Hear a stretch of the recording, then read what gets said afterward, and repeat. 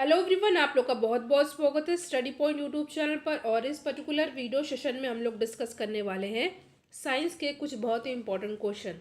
27 से लेकर के 50 तक के क्वेश्चन को डिस्कस किया जाएगा। इससे पहले चैनल पर 1 से लेकर 25 तक के क्वेश्चन को डिस्कस किया जा चुका है। तो चलिए हम लोग अपना डिस्कशन स्टार्ट करते हैं। देखिए, वीडियो को आप लोग पूरा देखिएगा क्योंकि लास्ट में आपसे एक बहुत ही इंपॉर्टेंट क्वेश्चन पूछूंगी जिसका आंसर आपको कमेंट सेक्शन में देना होगा। वीडियो को लाइक एंड शेयर जरूर करिएगा। पहला क्वेश्चन है, ध्वनि प्रदूषण की इकाई क्या है। इसमें आपसे पूछा जा रहा है नॉइस पोल्यूशन की यूनिट क्या है। ठीक है, तो 4 ऑप्शन आपके सामने दिया हुआ है, डेसिमल, डेसिबल, पारसेक या डायप्टर। ठीक है, और इस क्वेश्चन का करेक्ट आंसर होगा डेसिबल। ठीक है, डेसिबल होगा, इस बी मल नहीं होगा। ठीक है, तो ऑप्शन बी हो जाएगा हमारा करेक्ट आंसर।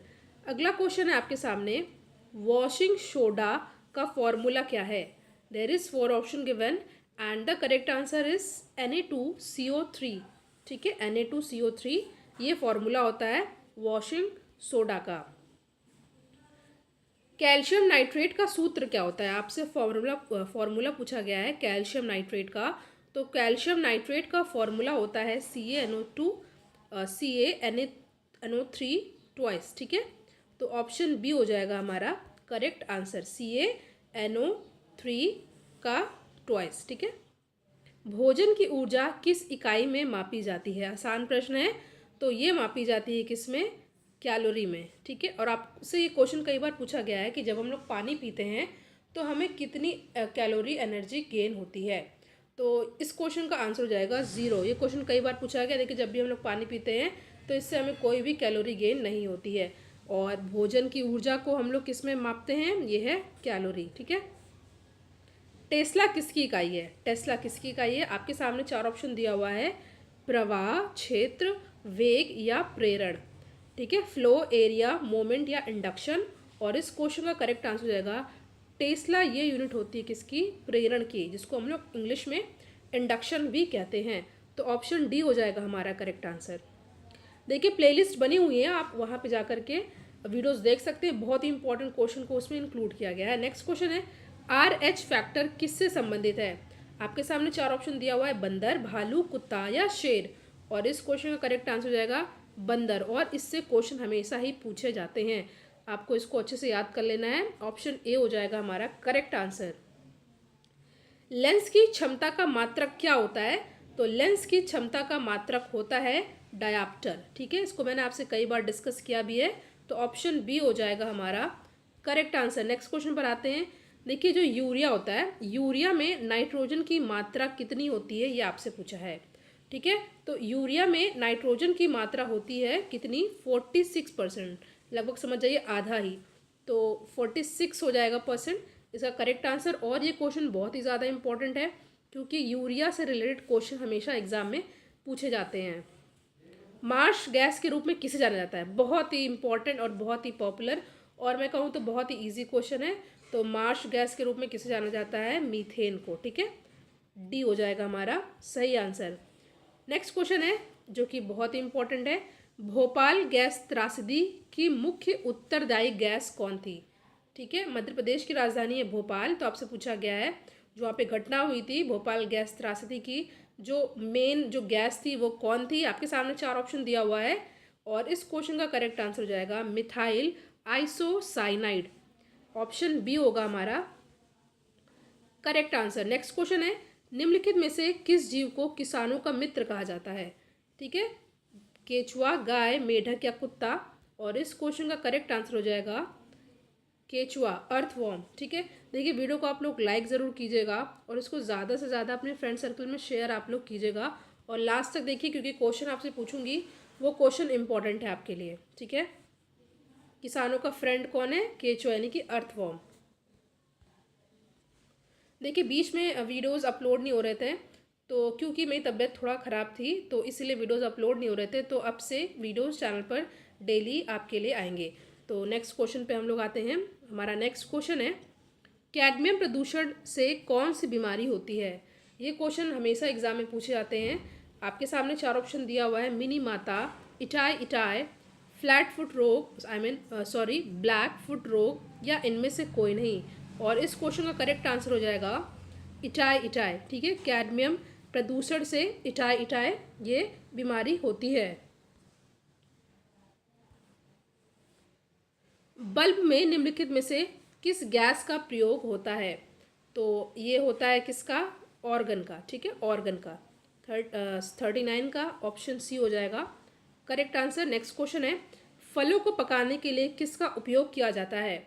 तो फलों को पकाने के लिए उपयोग किया जाता है एथिलीन का। और एक क्वेश्चन बहुत इंपॉर्टेंट है, कई बार एग्जाम में पूछा गया है, तो बी हो जाएगा हमारा correct answer, ethylene. Next question है, शुष्क बर्फ क्या है? ठीक है, ड्राई आइस की बात हो रही है और आपको पता है ये क्वेश्चन इतना इजी है और कई बार एग्जाम में पूछा भी गया है। तो ये होता है आपका ठोस कार्बन डाइऑक्साइड, ठीक है। ऑप्शन ए हो जाएगा हमारा करेक्ट आंसर।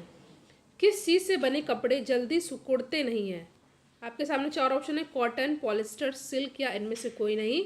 और इस क्वेश्चन का करेक्ट आंसर होगा पॉलिस्टर से जो कपड़े बने होते हैं वो जल्दी सिकुड़ते नहीं हैं। तो ऑप्शन बी हो जाएगा हमारा करेक्ट आंसर।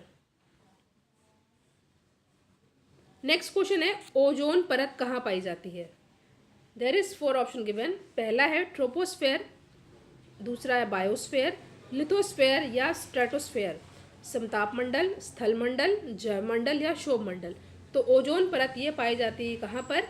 आसान प्रश्न है और इस क्वेश्चन का करेक्ट आंसर हो जाएगा स्ट्रेटोस्फेयर, जिसको हम लोग हिंदी में समताप मंडल भी कहते हैं। हमारे लिए बहुत इंपॉर्टेंट है ये।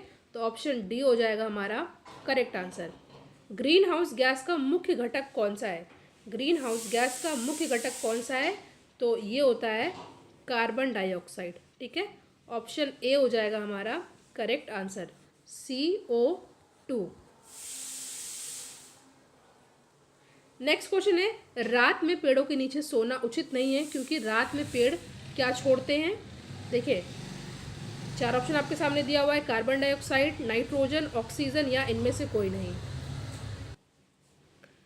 देखिए हम लोग CO2 को छोड़ते हैं और ऑक्सीजन को इनहेल करते हैं, पेड़ जस्ट इसका अपोजिट करते हैं। बट रात में ये क्रिया जो है ये प्रोसेस उल्टी हो जाती है। तो रात में पेड़ों के नीचे सोना उचित नहीं है क्योंकि रात में क्या होता है, इस क्वेश्चन का करेक्ट आंसर हो जाएगा ऑप्शन है, क्योंकि कार्बन डाइऑक्साइड को ये लोग एक्सहेल करते हैं, मनुष्यों की तरह इनका प्रोसेस हो जाता है। रात में ये लोग ऑक्सीजन को इनहेल करते हैं और CO2 को एक्सहेल करते हैं, बट दिन में ये जस्ट उल्टा हो जाता है, ठीक है। इसीलिए हमको रात के समय पेड़ों के नीचे नहीं सोना चाहिए। तो ऑप्शन ए हो जाएगा हमारा करेक्ट आंसर। देखिए अभी भी हल्की सी तबीयत सही नहीं है, इसलिए बार बार वीडियो को पॉज करना पड़ रहा है। तो हम लोग नेक्स्ट क्वेश्चन पर आते हैं। दुनिया का पहला हृदय प्रत्यारोपण किसने किया? ये इंपॉर्टेंट है क्वेश्चन। चार ऑप्शन आपके सामने दिया हुआ, Christian Bernard, doctor Venugopal, Robert Koch या जॉन गिबन। और इस क्वेश्चन का करेक्ट आंसर हो जाएगा, दुनिया का पहला हृदय प्रत्यारोपण किसने किया है? तो ये किया है क्रिश्चियन बर्नार्ड ने। ऑप्शन ए हो जाएगा हमारा सही आंसर। पहला मानव हृदय प्रत्यारोपण कहाँ किया गया? आपसे जगह पूछा है, साउथ अफ्रीका, अमेरिका, ब्रिटेन या न्यूजीलैंड। और इस क्वेश्चन का करेक्ट आंसर हो जाएगा option A, south Africa. Africa continent का ये एक देश है, ठीक है। आपको पता है कि अफ्रीका कॉन्टिनेंट को डार्क कॉन्टिनेंट भी कहा जाता है। और अगर बात की जाए तो एशिया के बाद आपका अफ्रीका ही है जो सेकंड रैंक पर आता है एरिया के हिसाब से बात की जाए तो, ठीक है। तो पहला मानव हृदय प्रत्यारोपण किया गया था साउथ अफ्रीका में। नेक्स्ट क्वेश्चन है, रक्त का थक्का बनने में कौन सा विटामिन सहायक होता है?